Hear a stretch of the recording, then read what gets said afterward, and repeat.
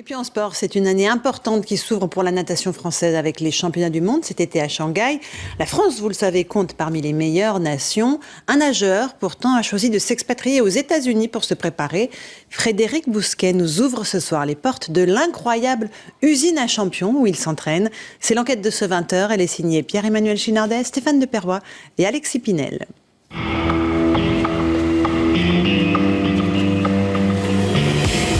Quand je suis arrivé ici, j'étais nageur. Au bout d'un an, j'étais devenu un athlète.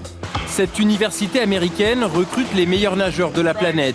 Ils sont une soixantaine, garçons et filles mélangés. Auburn, ce sont 28 médailles olympiques et des dizaines de titres mondiaux. Quels sont les secrets de ce centre d'entraînement, devenu la Mecque du sprint mondial? J'ai mis du temps à prendre ma décision en 2002. Il y a 8 ans, Frédéric Bousquet est recruté par l'université d'Auburn. À l'époque, c'est un nageur prometteur, mais pas encore accompli. Pour progresser, l'université lui offre une bourse d'études.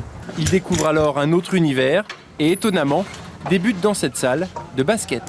C'est vraiment sur ce terrain que j'ai fait mon premier échauffement. Et je me rappelle, c'était assez épique parce que je savais vraiment pas ce qui m'arrivait. Je savais pas où est-ce que j'avais débarqué. Ici, l'un des secrets, c'est de privilégier l'entraînement physique hors de l'eau. Plusieurs semaines d'efforts en début d'année, un stage intensif, unique au monde. Et je me demandais est-ce que je suis nageur ou est-ce que je vais m'inscrire à l'armée où est-ce que je me suis embarqué. Ça a été vraiment un choc. Attention, pas question de baisser les bras. Lorsqu'un athlète est à bout de force, ses coéquipiers sont appelés en renfort pour l'encourager. Une phrase que je me suis souvent répétée la première année, c'est je vais jamais y arriver, c'est trop dur, je peux pas. Que je ne peux pas, ça fait pas partie de leur vocabulaire en fait. Auburn, c'est aussi une philosophie avant-gardiste. Moins nager pour mieux nager. Pas besoin d'enchaîner les kilomètres dans l'eau pour être performant. Ici, on privilégie la technique.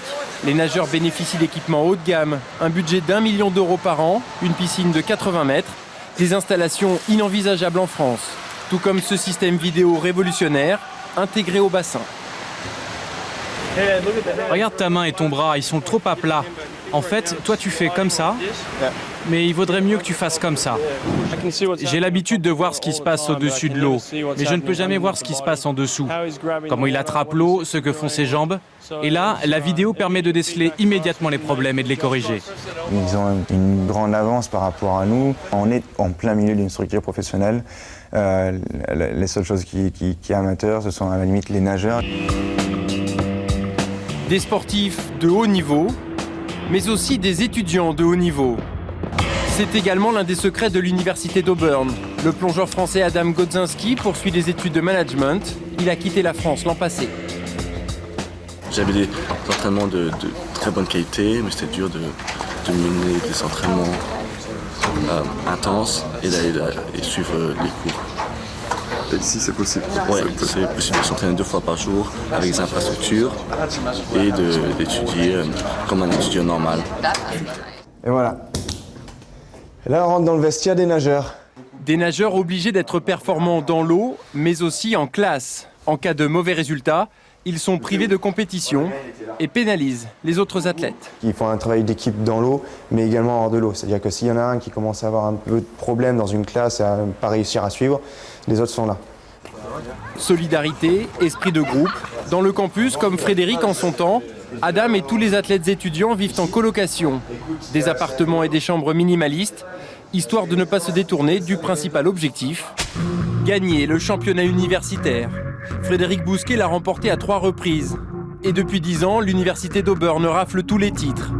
Des nageurs surentraînés, surmotivés, qui grâce à ce programme sont devenus champions olympiques du monde ou d'Europe. Si j'étais resté en France, j'aurais continué à tourner en rond et j'aurais peut-être amélioré mes temps, mais loin de là où j'en suis aujourd'hui. Depuis la fin de son cursus, Frédéric Bousquet est pensionnaire du club de Marseille. Mais il a choisi de revenir s'entraîner aux États-Unis. C'est donc ici, dans l'anonymat du campus d'Auburn, qu'il prépare les prochains championnats de France.